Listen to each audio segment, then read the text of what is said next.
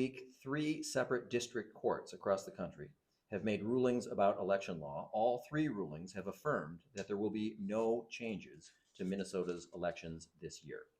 Minnesotans can still vote by mail or early in person starting 46 days before an election, so starting tomorrow for the August 11th primary. Minnesotans can still register to vote online or in person on election day if necessary.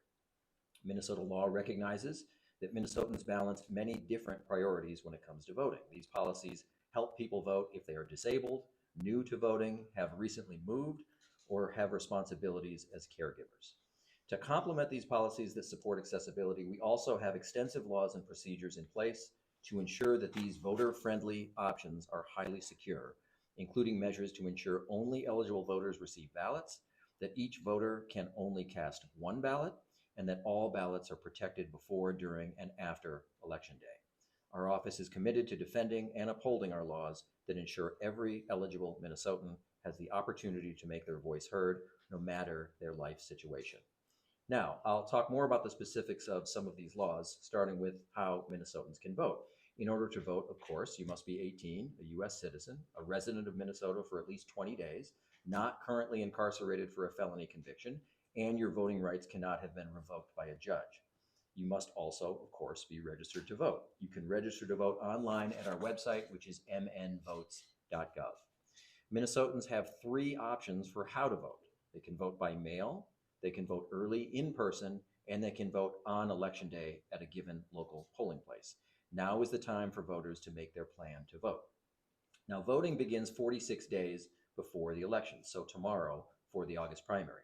To vote by mail, anyone can go to mnvotes.gov or a local election office to request an absentee ballot to be mailed directly to the voter. Any person can fill out a ballot at their kitchen table, then mail it back with a prepaid envelope. You can also track ballots at mnvotes.gov once you mail it back. You don't have to just pop it in the mail, say a prayer, and hope it gets there. You can track it like an Amazon or a UPS package, and you can know precisely when it's been received by your local election office. Anyone can vote early by mail for any reason at all. We call it no excuses absentee voting. The key thing is to make sure that the ballot is returned to the local election office by 5 p.m. on election day. You can send it back by mail, but you can also return it in person. And in most cases, you can have someone you know and trust deliver it for you. But that's the deadline. 5 p.m. on election day, it's got to get back there by that time. You can also vote early in person at your local election office, anytime starting tomorrow for the August primary. All county election offices will be open for voting for the full 46 days of absentee voting. Some city election offices will also be open during this time as well.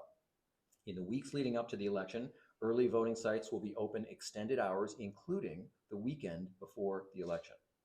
Before you go, even if you voted early at your city, before or a different time, check our website, mnvotes.gov, to find a list of early voting locations because sometimes they change.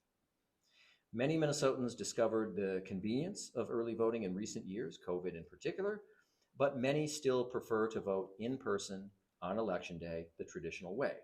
Remember, polls are open, as always, 13 hours from 7 a.m. to 8 p.m.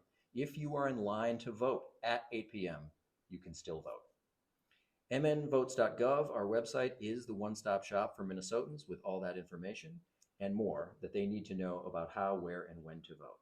Our new Minnesota Voter Information Portal allows Minnesotans to view a sample ballot and find their polling place in one spot. And if folks still have questions, we're here for you. We have staff ready now to answer calls and texts with questions about elections.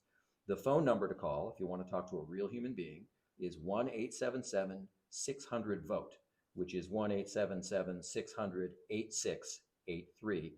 Or we now have texting capability. Anyone wanting to simply text another human being, the number is 651-217-3862.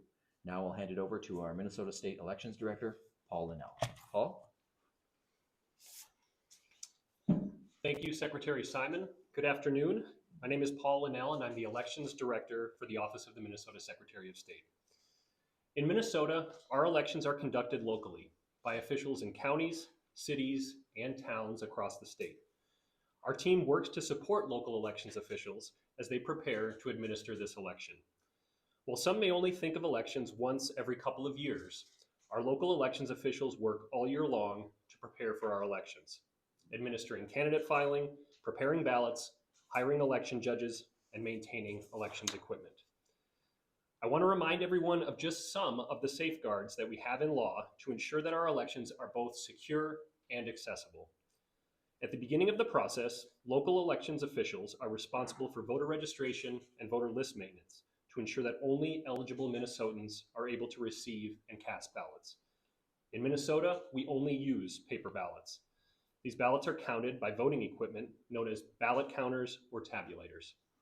Before equipment can ever be used in a Minnesota election, it must first be tested by federally accredited labs and then tested and certified again by our office. Our local election officials secure these tabulators and test them again before every single election. Across the state, local officials hire and train more than 30,000 workers to serve as election judges on election day. All of these election judges take an oath to perform their work according to the law and commit to fulfilling their duties in a fair and impartial manner. Their work is governed by extensive laws that prescribe how ballots are handled, secured, and tracked. We have a statewide system in Minnesota that tracks voter registrations, ballot requests, and ballot returns to ensure that only eligible people are voting and that they only cast one ballot. Any indication that a violation may have taken place must be handed over to local law enforcement for investigation. And our work does not stop on election night. After the polls are closed and the ballots are counted, we double check our work through the canvassing process and with hand count audits that affirm the accuracy of the vote count. If anyone wants to learn more about any of these processes, they can go to mnvotes.gov/secure. As I mentioned earlier, we need more than 30,000 Minnesotans to step up and serve our communities as election judges on election day. Election judges are temporary paid employees hired by the municipality or county. They're trained to handle all aspects of voting at the polling place. To be an election judge, you must be eligible to vote in Minnesota and be able to read, write, and speak English. Students that are 16 and 17-year-olds can serve as election judge trainees with permission from their parents and their school. If people are interested in serving as an election judge for this election or in the future, they should reach out to their local election office. We have all of these details on our website, again, mnvotes.gov. And with that, I'll hand it over to Election Security Navigator, Bill Ekblad. Thank you, Mr. Linnell. As Paul just said, I'm Bill Ekblad, the Election Security Navigator in the Minnesota Office of Secretary of State. I've been in this role since 2019.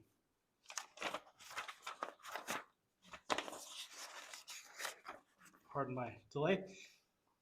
Our Election Security Navigator team partners with government agencies across the state to monitor physical and cyber threats to our elections. As most of you know, over recent years, our elections environment has become highly intense. We've seen threats directly to election officials, calls and emails to election offices with bomb threats, and have received mail to our office with suspicious white powder, later determined to be not harmful. We are also aware that since 2016, foreign adversaries have attempted to access election systems using cyber means. We remain on high alert and are making every possible effort to ensure that our systems remain secure. We also must acknowledge that the partnership we have had in these areas with the federal government has changed over the past couple of years due to the withdrawal of their services and support to states. Further, we want to acknowledge public concern regarding federal attempts at election interference. We want to reassure Minnesotans that our office is committed to providing the same consistent, high-quality support to local governments to ensure that our elections are secure, accessible, and accurate. Our expectation is that election offices and polling places will continue to be, as they always have been, calm, neutral locations where Minnesotans feel safe and comfortable as they exercise their right to vote. Minnesotans should know that our office is continuing to prepare and train for any and every scenario to ensure this expectation is met. And with that, I'll hand it back to Secretary Simon. Thanks. Happy to take questions. With the recent change in the Dominion voter machines, are there any concerns about those machines being used? No, the Dominion, just so folks know, the company was sold. The new name is Liberty. But basically, I just talked the other day with their government relations person. We have no reason to believe there's any cause for concern with those machines. Again, as you just heard, there are two levels or layers of review for any piece of elections equipment of whatever brand in Minnesota. First, they have to pass the test of an independent federal lab. And second, we do a very public certification process. Any old person off the street can walk in, no engraved invitation needed. We publicize it, we announce it in advance, and anyone can watch us kick the tires as we certify these machines. Are those machines being used this year? Yeah, well, in Minnesota, we have a bottom-up system, not a top-down system when it comes to the machines used. The counties are in charge of choosing which vendor they want to go with. What we do, though, is, if you'll indulge a restaurant metaphor, we put them on the menu. They can only order off that menu. So they can choose from whatever brand or vendor we certify, but it's their choice. We don't dictate to any county which of the several vendors that we have certified they have to choose. Secretary Simon, President Trump continues to push for the Save America Act. Right. If that were to pass, what impact would that have on Minnesota this fall?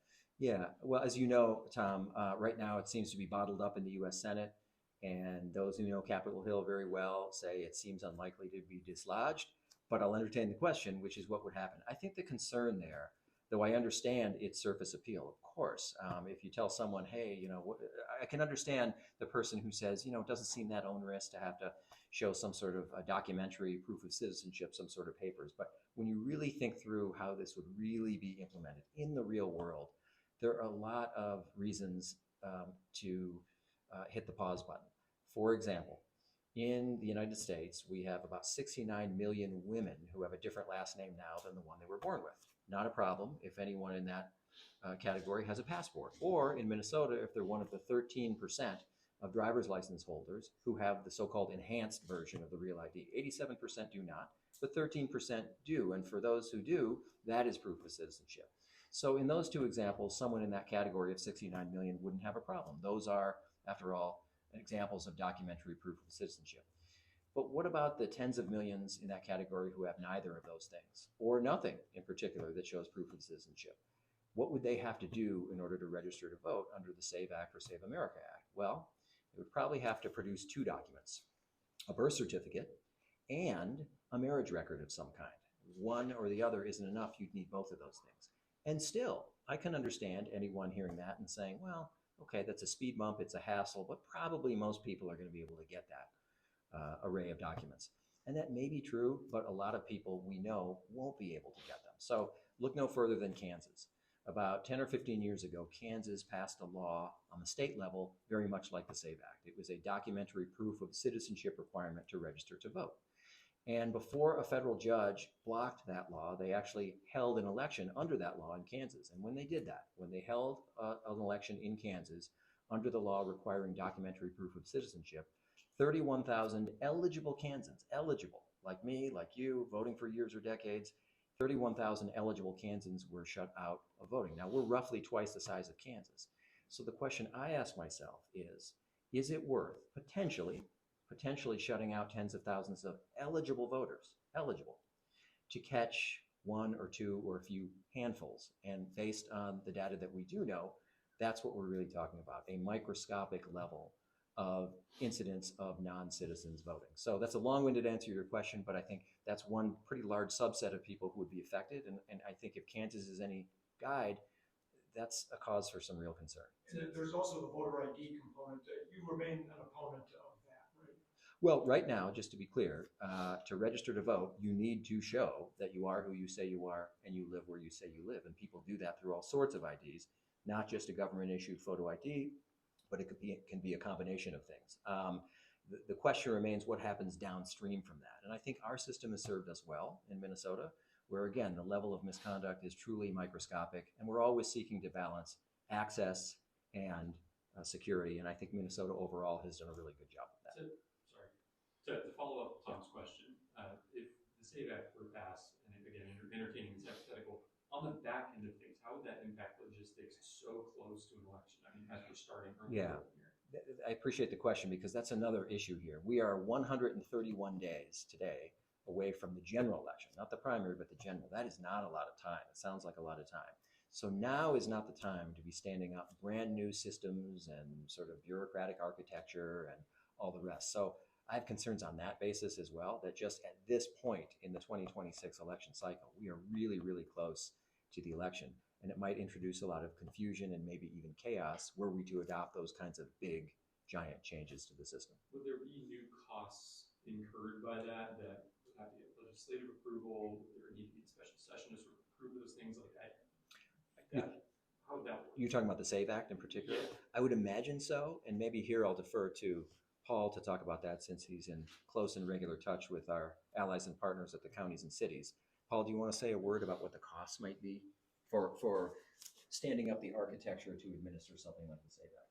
I think among our local elections partners, and certainly nationally, this has been one of the big concerns, regardless of the merits of any proposed federal legislation, that it doesn't have the type of on-ramp that Secretary Simon spoke about, but also any funding associated with it.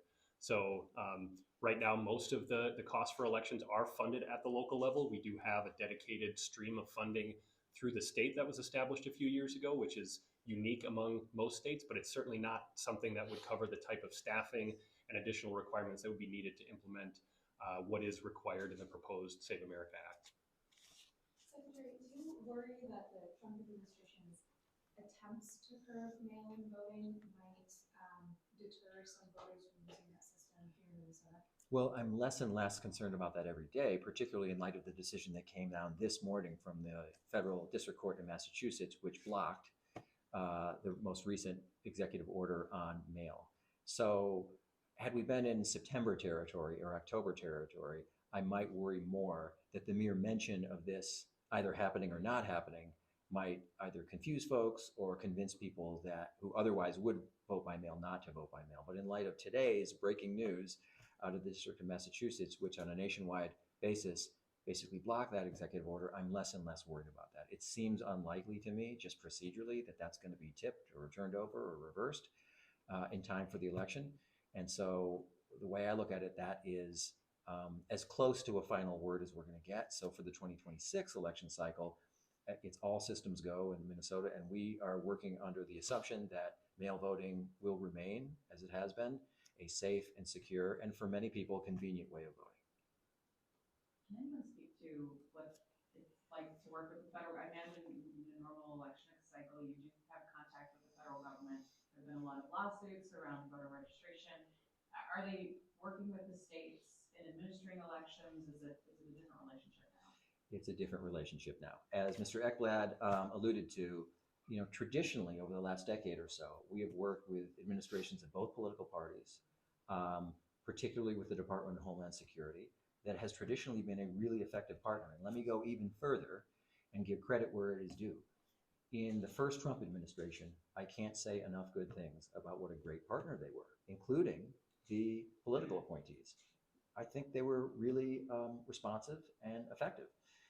And so we regularly work with the Department of Homeland Security, particularly with CISA, which you may be aware is a sub-agency of the Department of Homeland Security. And let me give you just a couple examples so you don't think it's all just an abstract vibe. There are a few particular services that the Department of Homeland Security has over the last decade provided to states in helping us to administer elections, which bear on cybersecurity, physical security, and other dimensions of administering elections. I'll give you a couple examples. One is something called penetration testing, which is basically white hat hacking. You have folks who are allies or friends or well-wishers like the Department of Homeland Security come in both physically and remotely and try to hack you. That's their mission, is to find the soft spots, find the points of vulnerability. Then they write up a big report, they sit down with us, and they troubleshoot with us about how to tighten those up before Election Day. By now, we would have gotten one round, possibly two rounds of that. Now, that is something that I don't want any Minnesotan to have the false impression, because it's been clear for the last year and a half that they're not doing that anymore. We have tried to fill that gap. We are filling that gap with private vendors at our expense. So it was a free service that was available. It's not anymore. But let me give you another example that's a little bit tougher gap to fill. One of the things that we've been provided over most of the last decade from the Department of Homeland Security is secret level security clearances, not top secret, but the next rung, secret level security clearances that I and a handful of folks in our office were authorized to seek and then get. And what would normally have happened by now in an election cycle, we would have at least one, possibly 2 or 3 intelligence briefings now put on by the Department of Homeland Security in a SCIF, in a secure facility, often at the FBI headquarters in Minneapolis, where we would get threat briefings on the activities or potential activities of foreign actors or non-governmental organizations, whether that's in the sphere of cybersecurity, physical security, or elsewhere. Those are gone. There have been none, and there are none scheduled as far as I know. So generally speaking, CISA and the Department of Homeland Security appear to have retreated almost completely from the mission of the last decade under presidents of both parties, and including this president's previous first administration, the mission of helping states to administer those elections. We've tried to fill and are filling the gaps in almost all places. The one place where we can't really outsource to a private vendor is intelligence briefings, right? There's no private vendor that's going to give us that. But almost all the other technical things we're able to. So that's the good news. The bad news is it's the loss of something that I think had really worked well, which is a federal-state partnership. Do you have an estimate for how much in costs the state has incurred for losing out on these federal sort of programs? That's a great question. I'm wary on the spot here at a podium of quantifying it, but suffice it to say that we're doing things at our own expense that the federal government has done. And it's not really only about the money. Yes, that's an inconvenience, and we'd rather that we'd have these things for free from the federal government, but it's that rupture of the federal-state cooperation and partnership that pains me the most, more than the loss of taxpayer dollars, though that is significant, of course. We can get you that number, I'm sure, but I don't want to mislead you by speculating. What sorts of things would you hear in these security briefings? I mean, I'm sure you can't tell me exactly, Yeah. I know. But I mean, I'm just wondering Yeah. how imminent the threats were, or how Yeah, specific they were. I think I can speak in very broad generalities. And anyone from our office give me the hook if I'm saying something that would lose the security clearance. I would say they might say, for example, nation state X appears to be doing more these days of this kind of behavior in other contexts. And were they to decide, as they did in 2016, to turn their attention to this sphere, the election sphere in this country, here's what you should look out for. Here's how you will know or strongly suspect that it has happened or is happening. And here's what you can do if they do that thing to you. I know that's super broad and generic, hopefully helpful enough, but that's the kind of thing we would get. You mentioned a couple of court rulings today. One that we're still waiting for is from the Supreme Court. You've talked about Right. it shouldn't impact Minnesota, one about mail-in voting deadlines. Can you explain that? Sure, yeah, that's the Watson case. Every day, election gurus are pushing refresh at about 9 a.m. local time to see if that decision has come down. The Watson case has to do with states, not like Minnesota, but states like Mississippi, California, and others that have a rule by which a ballot postmarked on election day can be counted if it's received after election day. As you know, there's been a lot of controversy about the slowness of the vote count in California. That's in large part because they have a rule that says as long as it's postmarked by election day, it can arrive up to a week later. So even the Tuesday after the Tuesday, they can still take in ballots, and those might take 2 or 3 or 4 days to count. So we do not have that rule. We've never had that rule. Our rule always has been that your ballot has to get back by 5 o'clock. That's it, has to get back. Whether you do that by hand delivering, having someone you know and trust hand deliver it, pop it in the mail, it's got to get back by 5 o'clock. So the bottom line, Tom, is that Supreme Court decision won't affect Minnesota because we already have the rule that's outside the bounds of what the court will decide. So that 5 p.m. deadline is for mail-in ballots. Like if you had put it in the mail and it just got there. Good point. Thank you for that clarification, Paul. Maybe you can help me on this. I should have been more precise. You're right. For a mail-in ballot, those can come in after 5 because sometimes the post office will, I'd say quite often, they'll do extra deliveries on election day, and they might catch a few that they didn't spot earlier with the particular election logo, and they can do that. But I want to make sure that Paul clarifies. Okay. Yeah, that is correct. Yeah, the 5 p.m. return deadline was changed in the last 2025 legislative session for in-person returns. Like the message to the public is if you're hand delivering it, 5 p.m., no later than that. But if it is in the mail stream and the post office is able to bring ballots back to the designated location, 8 p.m. is the deadline. Not to get too in the weeds, but isn't there also an 8 p.m. deadline for very specific circumstances? There used to be an 8 p.m. deadline, if that's what you're, go ahead, Paul. Yeah, there is one more. So it's called the agent delivery process. So certain persons who have health reasons preventing them from getting to the polling place after election day, there's a week-long process where they can apply to have someone else pick up their ballot and bring it back. That will also still have an 8 p.m. deadline. So what's my deadline if I'm mailing in my ballot? Get it in the mail as early as possible, I think is the message too, is make sure you have enough time if you're getting it in the mail, but it needs to arrive back at your county on election day. And if they have it before 8 p.m., it will be counted.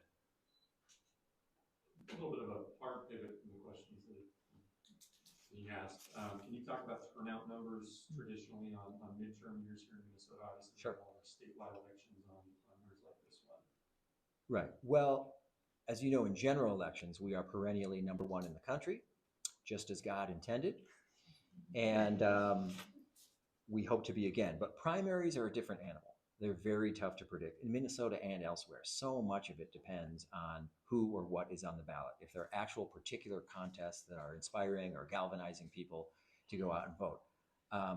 At the risk of just engaging in amateur punditry here, it seems like we've got those in both parties this time, in both major political parties this time. But, you know, we're somewhat at a disadvantage in Minnesota, at least in my view, because our primary is in August. And in August in Minnesota, people are trying to squeeze the last drops of summer, and they're on a trip or out on the water or whatever. That makes it a little more difficult. But to your point, I know that the modern high for Minnesota primary turnout was in 2018. If you go back in that Wayback Machine, there was a lot of action in multiple races in both major political parties.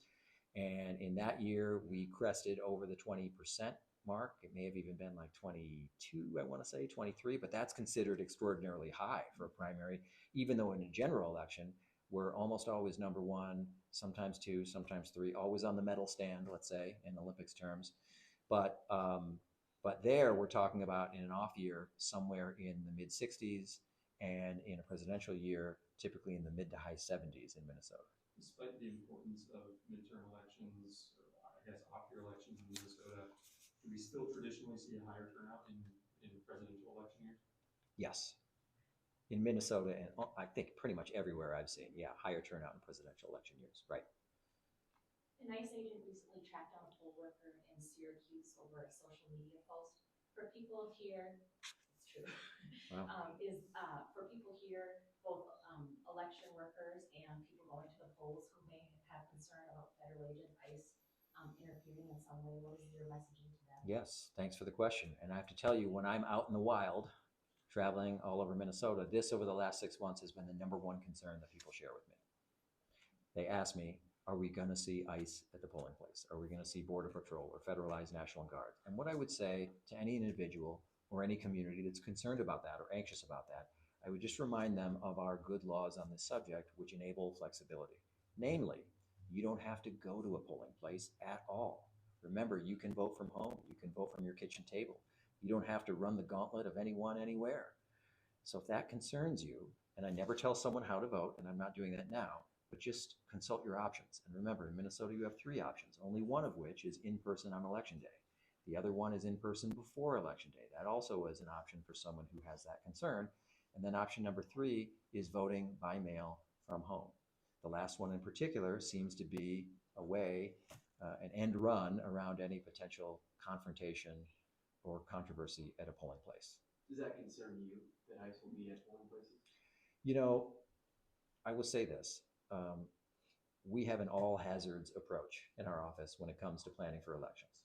That means we have to plan for all sorts of hazards that might never materialize. In fact, we especially have to plan for the ones that might be a remote possibility, but we have to plan for them because the stakes are high if they happen. So we have to plan for the bomb threat. We have to plan for the power outage. We have to plan for the early onset blizzard. This is Minnesota after all. You may have heard one year it actually snowed on Halloween. I don't know if you heard that.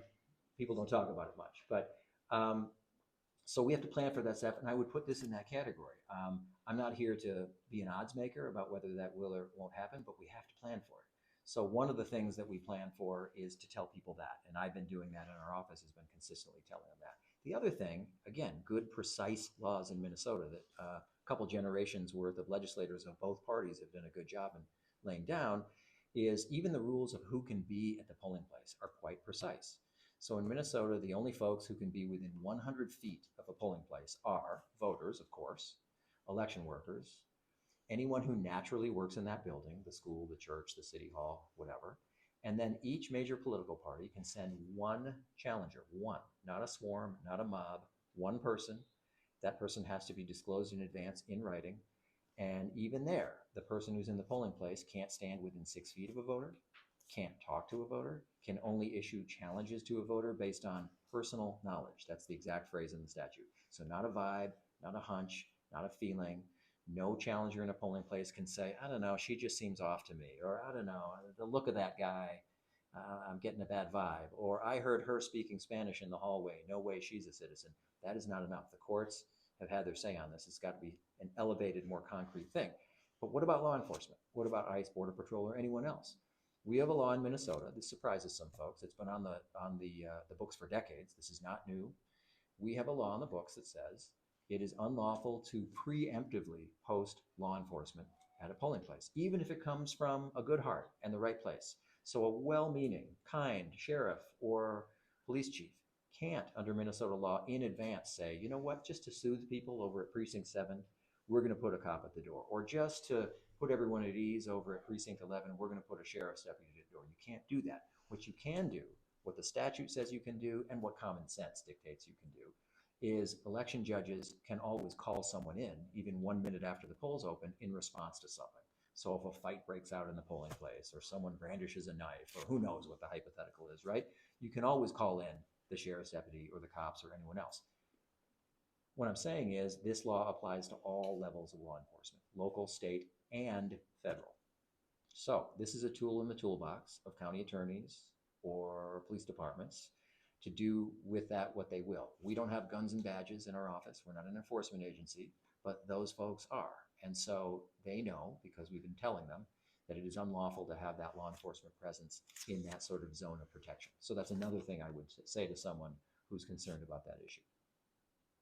Any message for the poll workers, obviously safety concerns for them as well. Yeah, we've had a really good record in Minnesota of making sure that our polling places are islands of calm, and we want to continue that, and we have every reason to expect that will continue. Bill Ekblad, literally he and his team in 2024 made house calls to every single county, physically visited all 87 counties to advise them on security, including physical security at polling places.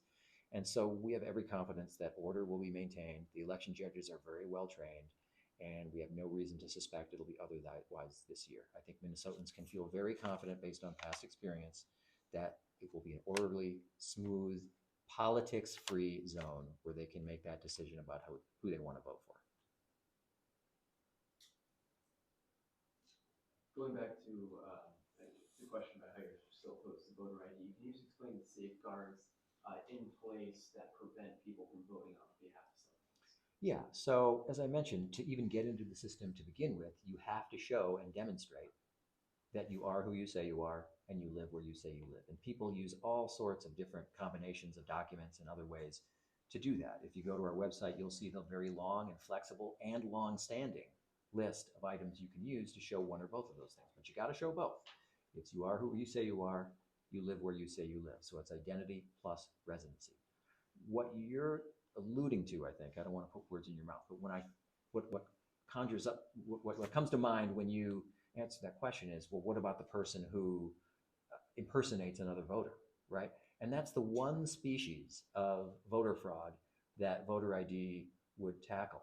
But it's very unlikely you're going to get caught, because after the election, the intended voter will figure that out, and the county and city will figure that out. But in the years since I've had this job, I can't recall a single case of that, not one, of voter impersonation, not even in the allegation of it. So, as I say, Minnesota over the last 50 years or so has done a very good job of blending the two things you want in any election system. And you're always in search of the perfect harmony, if such a thing can possibly exist, between two things, access and security. You've got to balance them both. And I think Minnesotans have confidence that overall our laws have done that. How does the person figure out that someone else voted on behalf of them? I think it would be obvious. You have to, when you come in, you have to sign. Who would have been invoked? The other person. Oh, I see what you're saying. Well, I mean, I'm sure an inquiry would be made and they'd figure it out. And the counties do all sorts of checks. Paul, if you want to say anything else about that, you can feel free to. But No, I think it yeah. also just contemplates a scenario of someone going in front of an election judge, swearing and signing under oath that they are that person signing that. And it's something that, as Secretary Simon said, historically in Minnesota and in other states that don't have voter ID, it's just not something you see someone willing to risk a felony to be able to cast a vote in someone else's name.